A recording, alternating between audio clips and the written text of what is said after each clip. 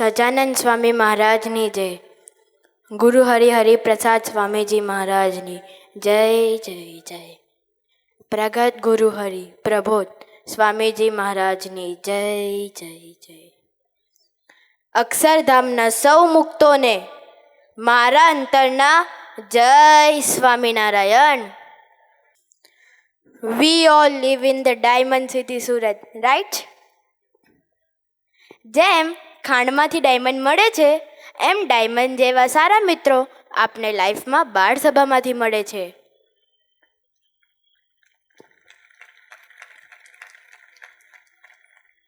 And not just that, જેમ એક પથ્થરને polish કરીને ડાયમંડ બનાવવામાં આવે છે એમ આપનું ઘડતર કરનાર સંત લાયક સર્વમંગલ સ્વામી પણ અહીં જ મળે છે.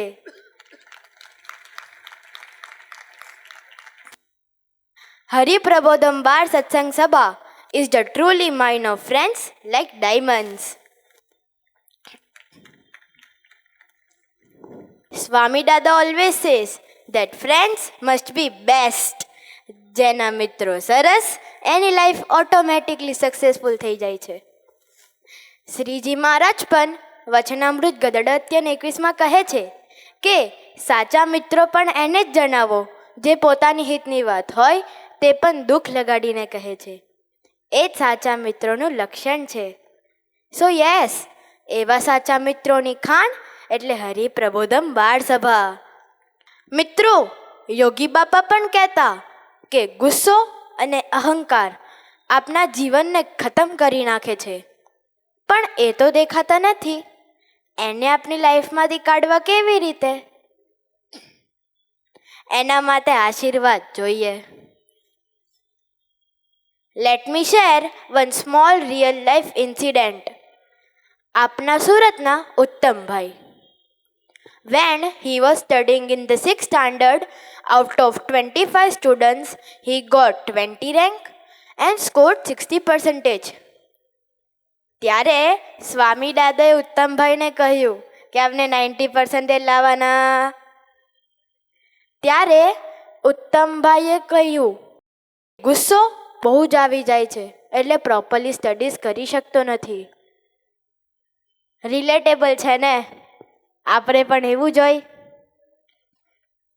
Than Swamiji gives one small આજ્ઞા. દરરોજ 10 મિનિટ ભગવાનનું ભજન કરવાનું. Then start your studies. ઉત્તમભાઈએ સ્વામીજીની આજ્ઞા પાડી તો આશીર્વાદ મળી ગયા. પરિણામે શું આવ્યું? એમનો ગુસ્સો જતો રહ્યો અને નેક્સ્ટ યર એક્ઝામમાં ઉત્તમભાઈ ફર્સ્ટ રેન્ક લાવ્યા. થ્રુ આઉટ ફર્સ્ટ રેન્ક લાવ્યા. એન્ડ 12th CBSE બોર્ડ એક્ઝામમાં ઉત્તમભાઈ 95% લાવ્યા. And now he is working in the Samsung company as an area manager about 2 states. This is the real power of satsang and blessings. And also he is attending our sabha now. હું તમને એક સરસ વાત કહું. આપણી ચંપલમાં જે ધૂળ ચોંટે છે તે ધૂળ આપણી સાથે ક્યાં સુધી આવે છે? ઘરની બહાર સુધી. બટ ધ સેમ સોઇલ, જો માટલું બને તો તે આપણા ઘરના પાનિયારા સુધી પહોંચી જાય. અને એ જ જે માટીમાંથી જો કોઢિયું બને તો એમાં દીવો પ્રગટે, પછી મંદિરમાં બેસી જાય, પછી આખી દુનિયાની સામે માથું નમાવી દે. સો રિમેમ્બર ધીસ લાઇન. મિત્રો, જીવનમાં વ્યક્તિનું મહત્ત્વ નથી, પરંતુ એનું ઘડતર કેવી રીતે થાય છે તે મહત્ત્વનું છે.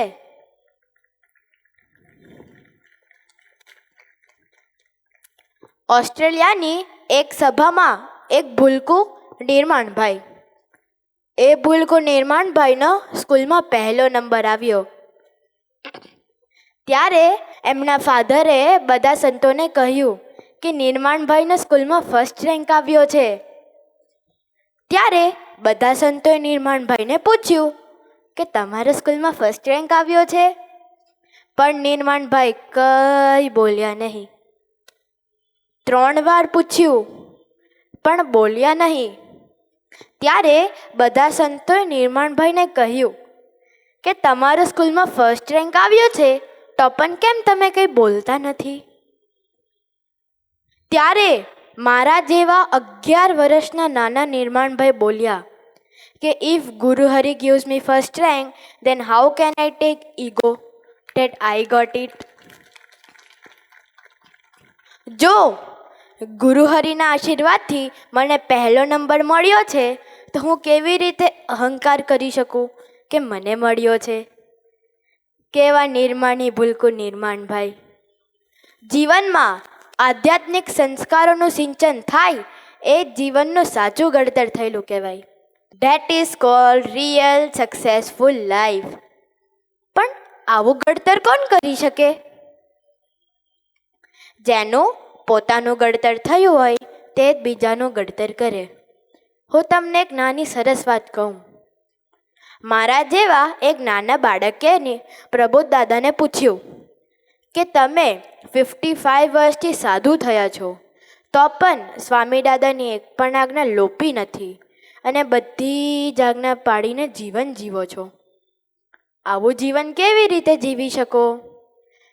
એમની જગ્યાએ હું હોઉં તો અહંકારથી જવાબ આપું, પણ પ્રબોધ દાદા બોલ્યા કે સ્વામીજી જીવાડે છે તો હું જીવી શકું છું.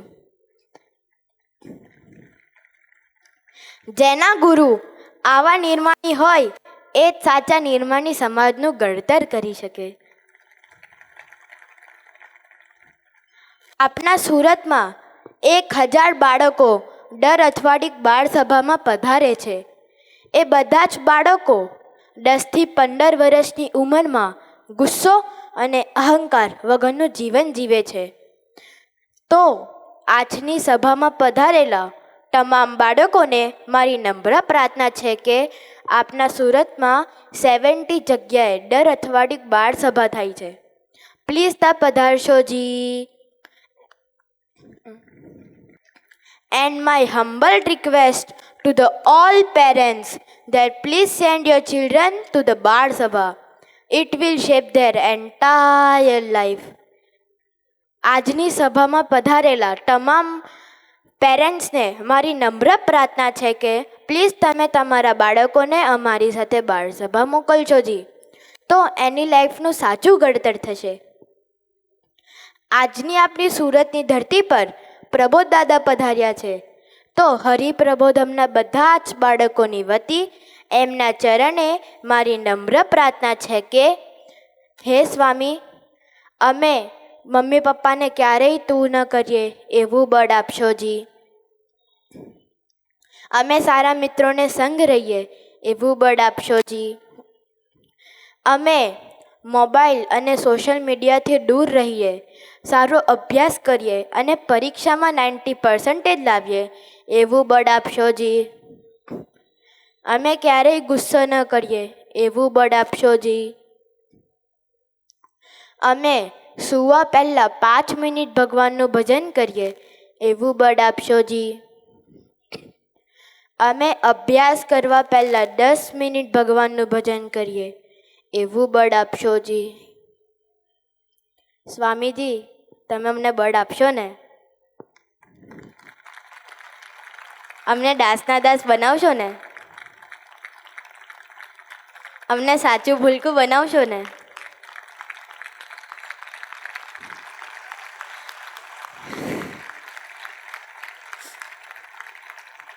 જય સ્વામિનારાયણ.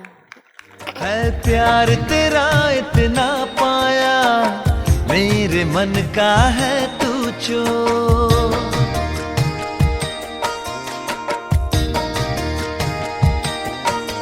है प्यार तेरा इतना पाया, मेरे मन का है